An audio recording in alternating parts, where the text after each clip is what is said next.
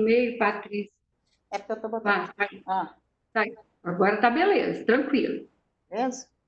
Então, ó, bom dia à segunda série.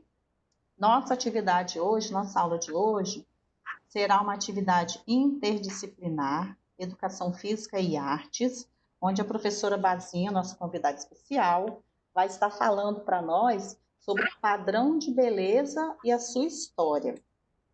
Então, agora ela vai explicar para a gente como era visto aí a beleza através do tempo, até os dias atuais.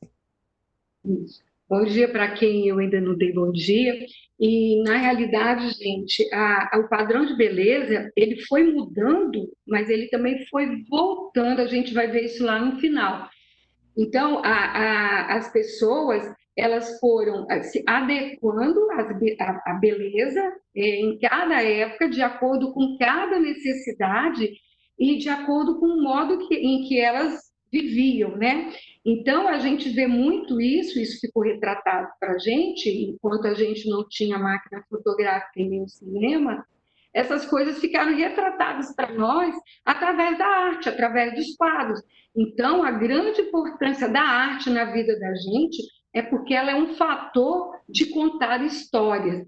E aí a gente vai fazer a linha do tempo e a gente vai começar lá na pré-história. Patrícia, pode passar o primeiro slide, por favor? Então, vocês devem estar lembrando, porque o ano passado a gente estudou na pré-história, que a beleza, o padrão de beleza na pré-história, a gente imagina que seja o padrão da Vênus de Willendorf, que é aquela estatueta pequenininha, é o único registro que nós temos escultural de mulheres daquela época, e elas, como eram reprodutoras, vocês estão lembrando disso, né? Então, elas eram sempre gordinhas porque elas estariam sempre grávidas. Não existem imagens, existe uma imagem muito pequenininha de metal, mas eu não consegui achar na internet, do homem pré-histórico. Mas a gente sabe que ele teria que ser um homem magro, porque ele tinha que ter agilidade para correr e para caçar. Então, correr do animal, caso ele fosse perseguido, ou correr atrás do animal. E depois, mais tarde, já no período da Idade dos Metais, essa agilidade dele era para guerrear. Mas então, o primeiro padrão de beleza de mulher que a gente tem é da mulher grávida. Então, como ela era a deusa, ela era a reprodutora, ela era a pessoa que ia fazer com que as tribos se multiplicassem, então ela foi representada dessa forma. Então, graças a Deus, estou dentro do padrão da pré-história. Mulher cheinha, gordinha, bumbumzinho grandinho, peitinho mais avantajado. Por quê? Porque ela era quem amamentava o ser daquela época por um determinado tempo. Então, esse é o nosso primeiro padrão de beleza. Próximo. Aí, alguns 30 mil anos depois, a gente chega no Egito Antigo. E já no Egito Antigo, aí a coisa já muda de figura. O padrão da mulher e o padrão do homem já era um padrão mais retilíneo, mais enxuto, mais esbelto. E nós temos duas grandes representantes da beleza da mulher, no caso, que é a Cleópatra, que foi rainha da Alexandria, né, que foi parte do Egito, e Nefertiti, que o próprio nome dela já diz a mais dela. Então, são as duas referências de mulheres em 2500, mais ou menos, antes de Cristo, que é a rainha Cleópatra e a rainha Nefertiti. Mas, se a gente observar as imagens dos faraós, eles também não são lá muito gordinhos, eles têm um corpo mais esbelto também. Só, gente, que só para lembrar que nem todas as rainhas e nem todos os reis do Egito tinham esse padrão de beleza, de serem bonitos, serem altos, serem esguios, porque lá existia, acho que é endoclastia, se eu não me engano, o nome é parecido com isso.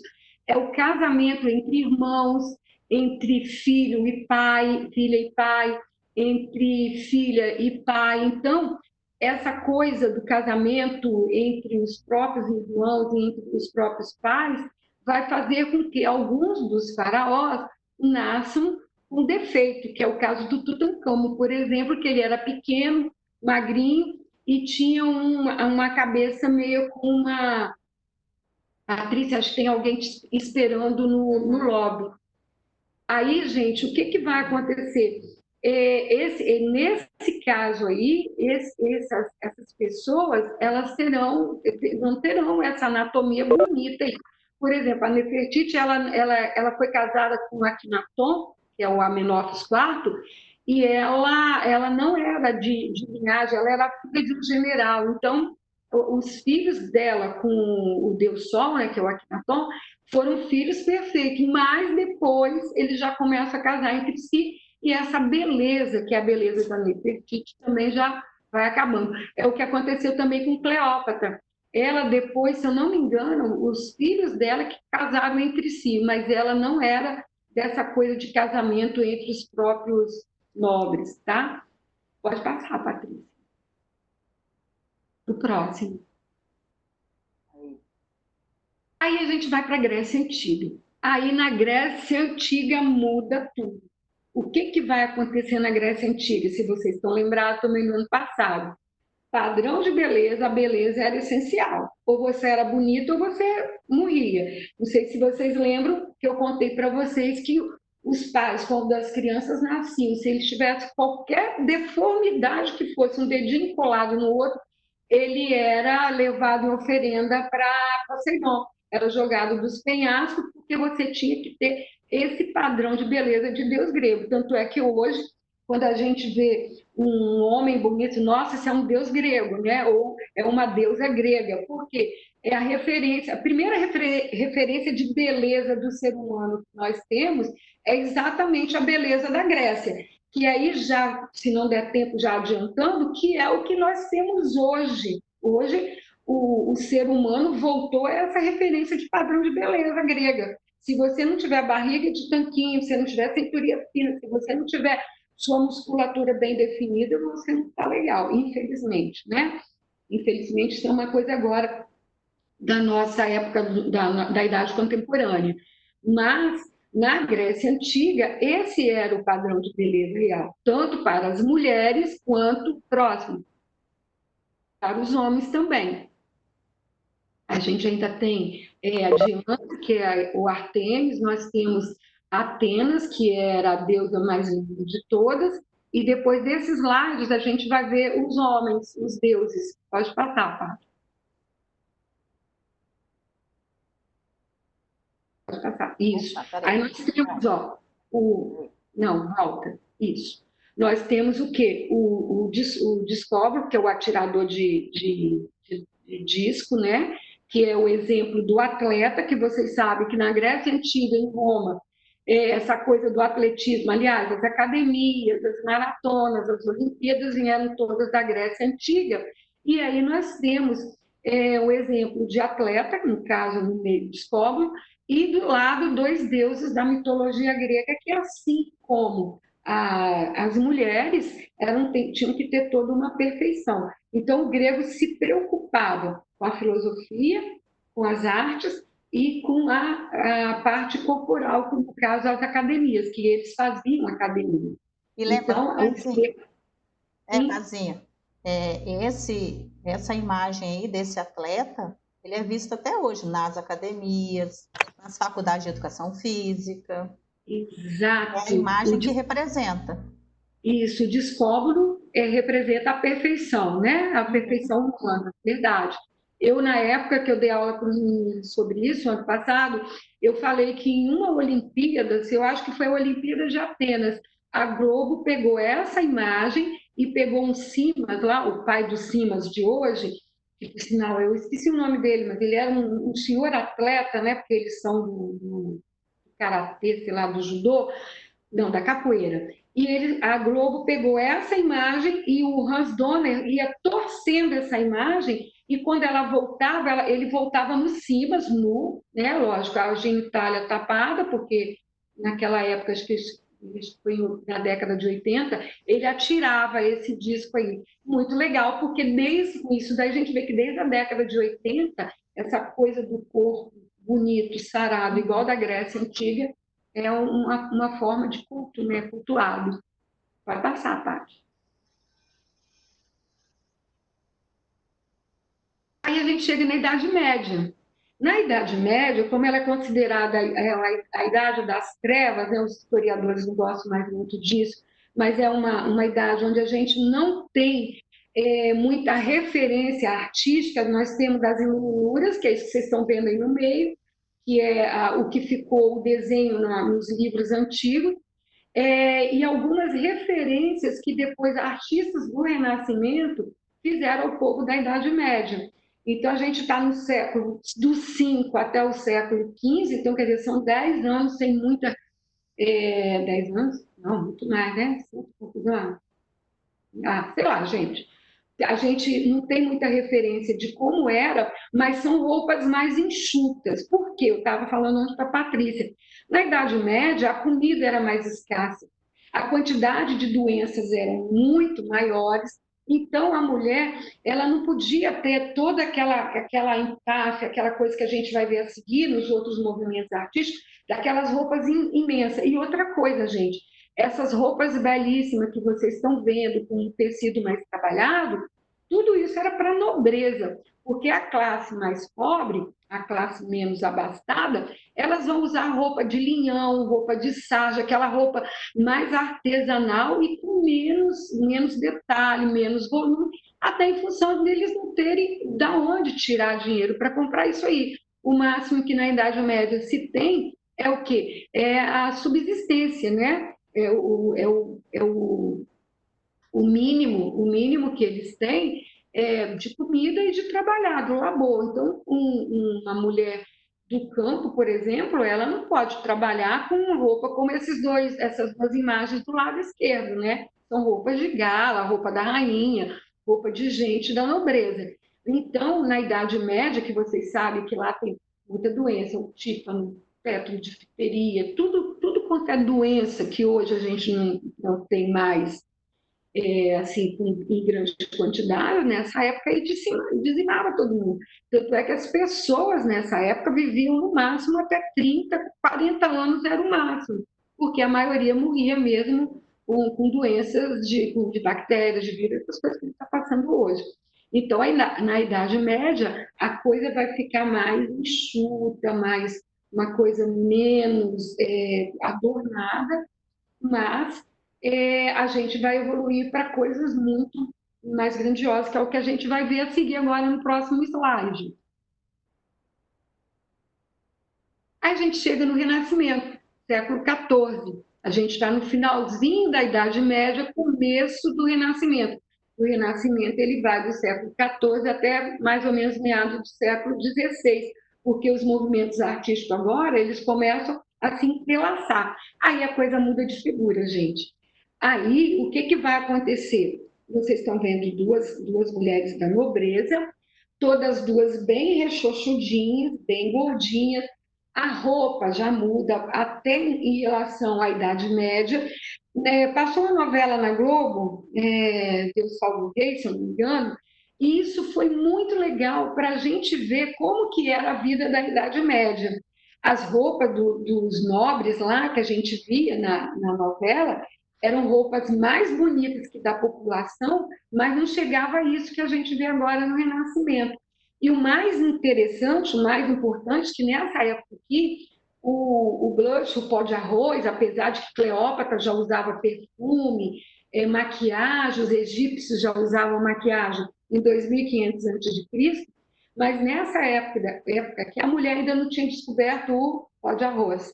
E aí o que elas faziam? Estava falando antes para a Patrícia, quando elas iam para a festa ou quando elas iam posar para serem retratadas, elas beliscavam, elas se batiam, dava tapa no rosto, beliscava as bochechas para ficar com a bochecha rosada. Por quê? Porque para elas casarem, elas tinham que ser saudáveis.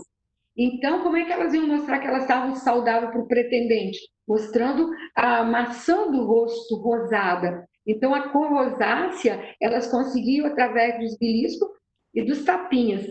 E outra coisa interessante também é que a mulher do lado esquerdo, ela está com o cabelo semi-solto, né? O cabelo dela está quase que totalmente solto. E do lado direito, ela está com o cabelo preso. Então, era para diferenciar a mulher que era casada da mulher que era solteira. A solteira usava o cabelo preso, a casada usava o cabelo ou totalmente solto ou semi-solto, como é o caso dessa senhora gordinha aí, minha coleguinha, que está aí do lado esquerdo. Pode passar o próximo, Paty. Aí a gente vai ver um padrão de beleza, ou uma moda da Renascença, que é o problema da sobrancelha. Era moda naquela época a mulher raspar a sobrancelha. A mulher do lado direito, a mulher com arminho, que são duas obras aqui do Leonardo da Vinci, ela tem o cabelo preso.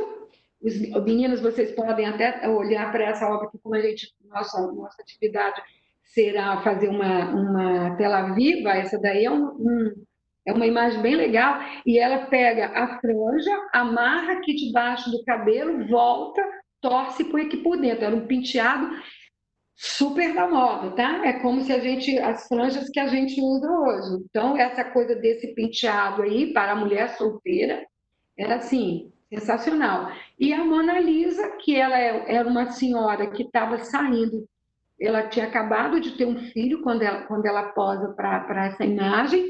Ela tem esse sorriso enigmático, provavelmente ela estava com um pouquinho de depressão pós-parto, mas o Leonardo tenta sombrear o rosto dela com um pretinho para mostrar que ela também é uma pessoa saudável. E todas duas, nenhuma das duas tem sobrancelha.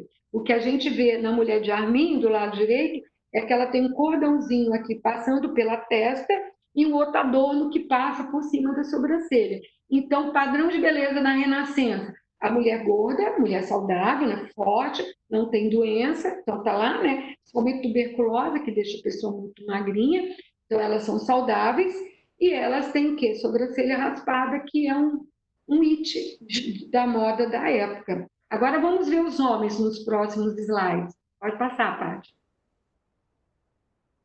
Aqui, gente, olha a moda. O que é a moda hoje? Patrícia, o que é a moda hoje para os homens? Usar barba.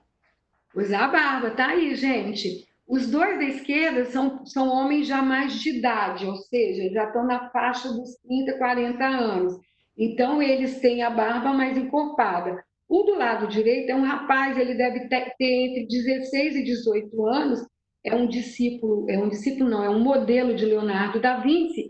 A barbinha dele ainda está crescendo, vocês estão vendo que a costeleta dele já começa a ficar mais cheia, e os cabelos sempre longos, gente. Então, essa barba que os meninos, os homens hoje insistem em ter, que agora a moda usar aquele barbão, nada mais é do que um retorno da Renascença. E esse cabelo comprido que os homens da Renascença usaram, isso foi moda entre os hippies da década de 70, 80, até meado dos anos 70 e 80, até meado dos anos 90, ainda existiam homens que gostavam dos cabelos assim mais compridinho. Então a moda vai e volta, tá? Ó, o Renascimento da Grécia é o padrão de beleza de hoje, tanquinho, saradinho, mulher bombadinha também, toda malhada lá na academia, e os homens com as barbas da Renascença. Pode passar, Paty. O barroco ele vai continuar o mesmo padrão de beleza do Renascimento. A mulher gordinha, a moça do brinco de pérola que está aqui do lado esquerdo, vocês viram essa imagem aqui comigo, ela está um pouco enxuta, a imagem está meio compridinha, por isso que ela está mais magrinha, mas o rostinho dela é bem arredondadinho. Porém, das outras, vocês podem ver que elas estão exalando saúde. A coleguinha ali do slide de cima e do lado direito, ela é feia que dói. Mas olha a bochechinha com o rosado. Então, gente, essa coisa de você ter o rostinho gordo para mostrar que você é saudável, continuou em todo o barroco, tá? Mas que ela é feia, ela é, né, gente? Aliás, aqui para mim só escapa a mulher com brinco de pérola. Mas a beleza, vocês vão ver na aula que ela não é a beleza exterior, e sim a beleza interior, não é isso, Patrícia? Isso mesmo, trabalhar isso também. Exatamente. A gente tem que trabalhar as duas formas, né? A exterior e a interior. Exatamente, não quer dizer que essa coisa aqui de você não ser bonita e ser retratada, porque a gente tira isso por Dona Leopoldina, né? Eu tenho estudado muito a história de Dona Leopoldina, a primeira esposa do Dom Pedro I, exatamente em função do povo brasileiro adorar ela. E dizem que ela não era tão bonita, né? Que essa atriz que faz o papel de Dona Leopoldina, ela é lindíssima, mas se vocês observarem, as roupas de Dona Leopoldina são roupas simples, não são aquelas roupas poderosas. Mas aí o que, que acontece? Dona Leopoldina podia não ser bonita igual a Marquesa de Santos, mas ela tinha a beleza interior que fez com que o povo adorasse ela. Então, gente, essa coisa da aparência estética, a gente depois vai ver isso mais para frente, que não é o que importa, mas que as minhas coleguinhas aqui são feiosas, elas são. Pode passar a parte. Vai passar. Próximo slide. E os homens, gente, no barroco, o que, que vai acontecer? Observa, o cabelo deles já não é tão comprido. Eles já têm o cabelo que os hippies usaram aqui no Brasil. Em vez de ser aquele cabelo longo até o ombro, é um cabelo, o rapazinho aqui, eu sempre coloco rapazinho para vocês observarem que os meninos também seguem algum padrão da moda, né? Então, o que, que vai acontecer? O rapazinho tem o cabelinho meio chanelzinho, mas ele já tem os cabelos meio que a gente chamou de picotado, né? Aquele cabelo que você estiapa mais. Careca, né? Aí, coitado, não tem jeito, lá em cima. Essa coisa aqui no pescoço do homem aqui do lado direito mostra que ele é um professor. E o de baixo, esse com chapéu e com essa gola branca também. Provavelmente dois professores ou dois estudantes de medicina. E o senhor Rembrandt, nosso meu artista favorito do barroco, que está aí no meio com esse cabelinho mais despojado, porque artista vai ser despojado em qualquer época. O artista sempre é meio louco, o artista sempre quer fazer o seu próprio modismo, a sua própria moda. Mas aí no Renascimento, o que, que acontece? O homem tem o cabelo comprido, a barba permanece. Estão vendo que eles têm barba. A barba do Renascimento vem do Barroco, o cabelo comprido já some no Barroco, mas a barba vai permanecer. Pode passar, Paty. E permanece até hoje, né? Porque voltou, né, Paty?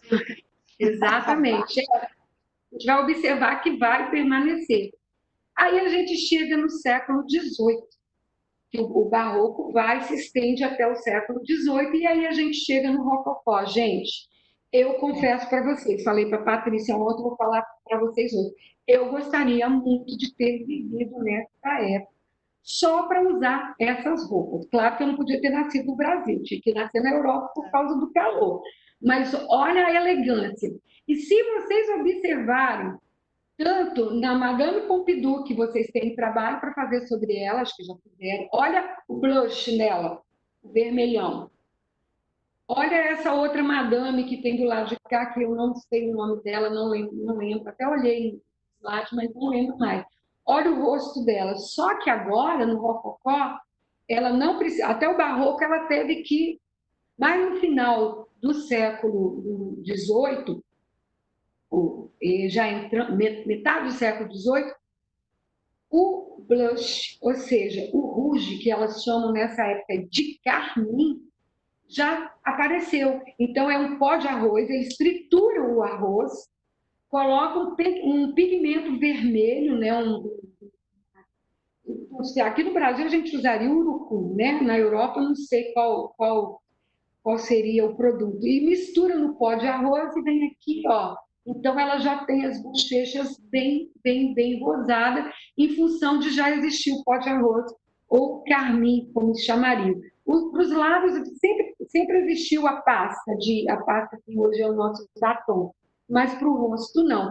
E um pouco disso veio também do Oriente, da japonesa, das asiáticas, né? Que lá eles já conheciam toda essa pintura, nós ainda não, mas elas sim, eles, né? Porque eu sou do século XX.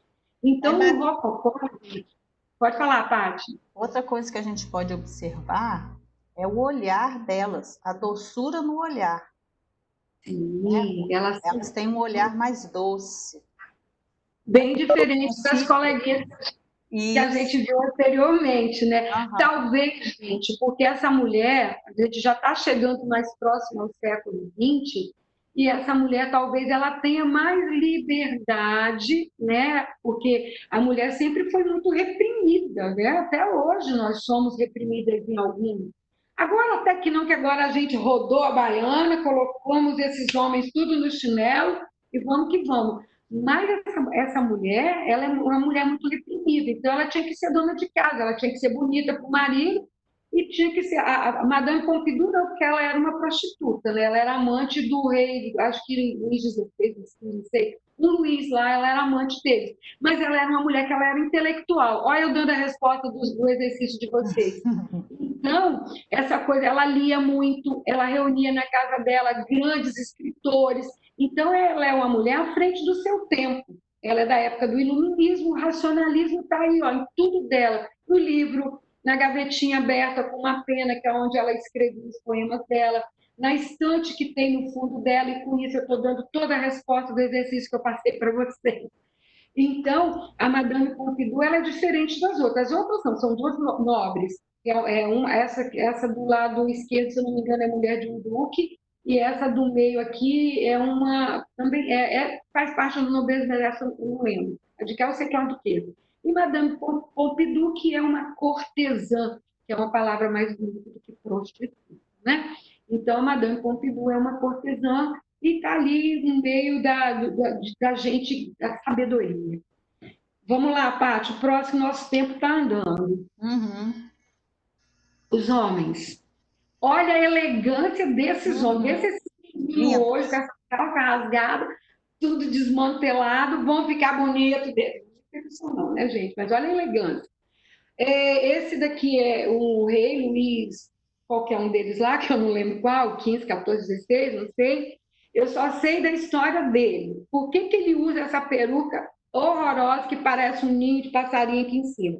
Nessa época, os homens vão usar peruca direto, para eles mostrarem.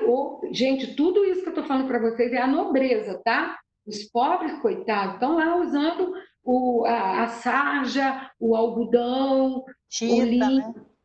a chita, né? A chita. Então, isso aqui é só nobreza, tá? E que é sempre quem vai ditar a moda, porque até hoje quem é que a gente segue? As blogueiras. A blogueira pendurou um cadeado no pescoço, Bazinha já comprou um cadeado para ela pendurar no pescoço dela. Se bem que eu não sou muito disso, não. Eu faço muito a minha moda. Mas a gente sempre segue a tendência que essas blogueiras colocam. Então, é por isso que é a nobreza que está representada aqui. Mas a peruca alta aí do seu Luiz, o que, que vai acontecer? Ele era muito baixinho. Então, a peruca dele vai ter sempre essa coisa aqui para ele aumentar o tamanho. Olha o padrão de beleza já entrando aí como parte, porque eu sou baixo, eu vou ter que fazer o quê? Usar uma peruca que faça um cone aqui para cima para alongar a minha silhueta, para eu ficar como se eu tivesse sei lá, uns 40 centímetros a mais. Outra coisa, gente, olha o sapatinho de salto dele. Esse sapatinho de salto também foi inventado pelos reis da França, um deles aí, que eu acho que é o anterior a ele, porque eles são de uma linhagem de pessoas mais baixas. Então, ele vai olhar para o sapato da mãe dele, que era um sapato Anabela. Anabela era o nome dela, era aquele sapato que tem o salto todo de compridinho assim, e ele vai cortar esse salto. Alguns até usaram Anabela, mas ele vai cortar e faz esse tacão. Esse tipo de salto é chamado salto tacão. Então, ele vai fazer a metade do salto do sapato da mãe dele, para ele também ficar um pouco mais alto. Outra coisa, as calças de todos esses homens aí, que a gente vai ver depois, elas são até o joelho, que são exatamente o que a gente vai ver. Ó, todos eles estão de peruca, tá vendo? E de preferência uma peruca. Aqui atrás eles amarram, colocam laço de fita, normalmente preto, colocam, dependendo da postura deles ou do grau de nobreza, eles têm mais rolinhos aqui do lado ou menos. Então, esse de amarelo aí deve ser um duque, um barão.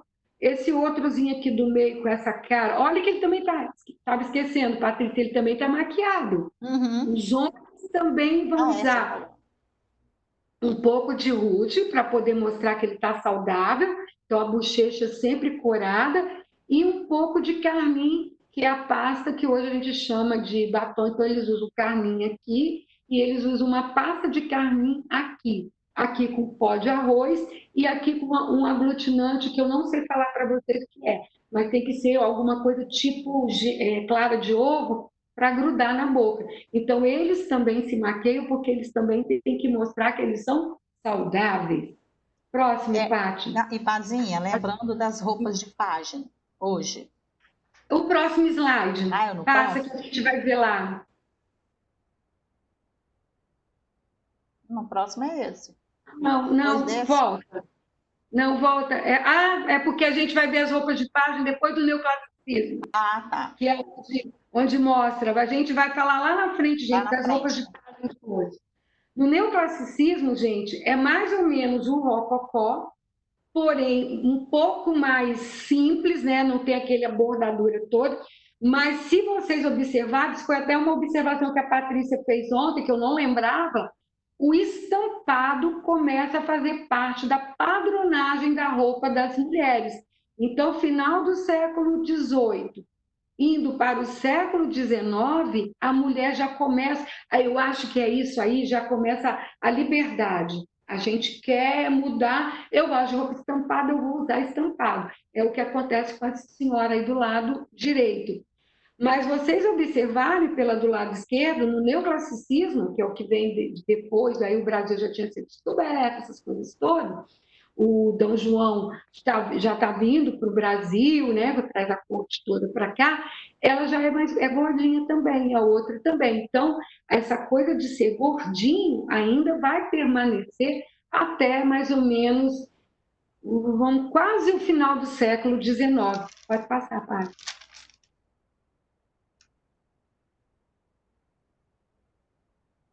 Aí que a gente volta, olha o glamour. Isso daqui, na idade desse slide, tinha que ter ficado lá no rococó, tá? Mas eu errei a ordem, mas tudo bem. Olha a roupa de Maria Antonieta. Esse é um pedaço do filme de Maria Antonieta, que foi a rainha da França, né? Foi decapitada lá na Revolução Francesa. Olha a peruca dos homens, quase todos os homens de peruca, e olha a roupa. Aí a história da roupa do pajem, né, Patrícia? Os menininhos hoje que serão guardiãos, né, ou páginas das noivas, eles usam exatamente, agora depende do horário que você casa, mas isso foi uma tradição durante muito tempo. Os menininhos usaram essas roupas de meia. Gente, meu filho foi pajem. Olha, quando eu enfiei essa meia nele com essa calça, ele chorava. Ele chorava, ele falava que ele não era mulher para usar essa calça. Mas é uma roupa alinhada, porque foi a roupa do século, do esplendor da França, né? O esplendor da França, século XVIII e XIX, essa roupa daí. E outra coisa, gente, a mulher, para mostrar que ela tinha anca larga e também para mostrar a exuberância da roupa dela, era um sacrifício. Ela usava essa armação de madeira. Patrícia, nossa aula vai até 12h20. Então, a gente vai ter que parar logo, logo. Ela usava essa armação de madeira, não, de ferro, para mostrar, colocar isso aqui mais largo. Vamos lá, vamos passar para frente para ver se a gente consegue terminar, mas acho que a gente vai chegar só na Belle Époque. No impressionismo, as roupas voltam a ser mais enxutas. Vocês estão vendo as meninas do piano, de Renoir, que os vestidos já vão parecer mais com o vestido da Idade Média, aquela coisa mais enxutinha.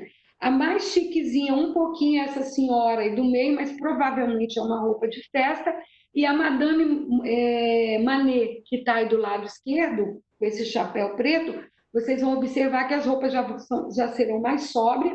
No século XX, no início do século, a mulher não vai usar preto, porque o preto vai representar o luto, então só as viúvas e as filhas as filhas da viúva que vão usar preto, e tem que usar preto por 2 anos, gente. A minha mãe teve que fazer isso, meu avô morreu em 48, não, eu nasci em 59, meu avô morreu em 56. Minha mãe teve que, por 2 anos, usar só roupa preta, tanto dentro como fora de casa.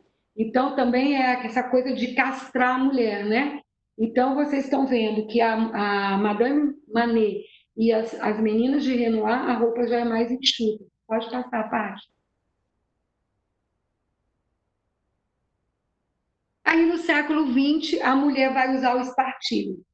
Aliás, no século XVIII, XIX, ela também usava, mas agora ela vai usar muito mais apertadinho. Por quê? Porque ela tem que colocar em evidência os seios, né? Os seios tem que subir, e ela tem que mostrar a cintura fininha. É o que acontece com essa moça aí do meio de sombrinha. Olha o tamanho, a cinturinha dela é a cintura de Paula Fernandes, porque Paula Fernandes, durante muito tempo, Paula Fernandes é a sertaneja lá, cantora sertaneja, estava desse jeito.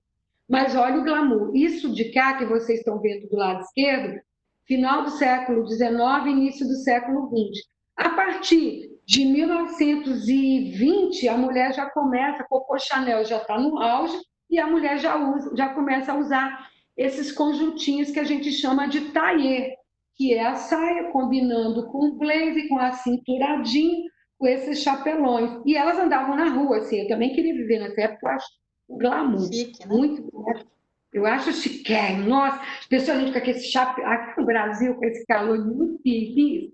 Vamos lá, Paty, para Incerto, não. nós temos, acho que 4 minutos. Os homens tiram a bombacha, né, a roupinha do pajem, a calça vai ficar prolongada, eles vão usar casaca e vão usar cartola. E a barba continua em alta. Pode passar. Opa. Aí, gente, a gente chega no na época do glamour, século XX, meados do século XX, quando se cria o concurso de beleza Miss América e Miss Universo, que esses lados que vocês estão vendo aí do lado esquerdo, a mulher vai ficar bitolada a quê? Ah, esqueci de falar, lá quando começa a usar taillé, ela também começa a usar pantalona. Então a mulher começa a se rebelar contra essa coisa de querer mandar na gente. Então, essa coisa de usar a calça comprida começa lá nos anos 20, tá? E aí, a Miss América, ela tem que ter padrões de beleza, ela tem que ter tamanho de busto, tamanho de cintura, tamanho de quadril. Eu acredito que vocês tenham visto na televisão há pouco tempo, agora, a Marta Rocha, que foi a beleza brasileira especificada numa mulher, ela ficou em segundo lugar no Miss Universo porque ela tinha o quadril mais largo do que essas medidas. Do lado de cá, Marilyn Monroe, atriz hollywoodiana, e Rock Hudson, ator hollywoodiano, vão começar a lançar o padrão de beleza que tem até os dias de hoje. Pode passar a parte, nós temos 2 minutos. Aí. Mas a gente faz os últimos, Bazinha, na próxima. Ah, então tá, gente, porque quando quiser a beleza interior, a gente já encerra, faz então a gente vai parar, gente, aqui no século XX, meados do século XX, onde os padrões de beleza passam a fazer parte, tem que fazer parte do dia a dia, da rotina de todo mundo, e a gente começa a ficar bitolado na academia. E o resto a gente vê na próxima aula, se Deus quiser. Beleza, Paty? Beleza. Mas eu acho que ainda tem 2 minutos, você pode parar de gravar e os meninos fazerem algumas considerações. Nossa. Então a gente encerra agora e nós vamos continuar a aula que vem.